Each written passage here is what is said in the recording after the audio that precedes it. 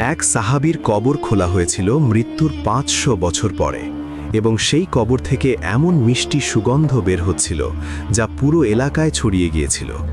মৃত্যুর 500 বছর পরেও দেহ সতেজ, কোনো গন্ধ নেই, শুধু মিষ্টি সুগন্ধ। কে এই মহান সাহাবী? কোন আমল করেছিলেন তিনি? শেষ পর্যন্ত দেখুন।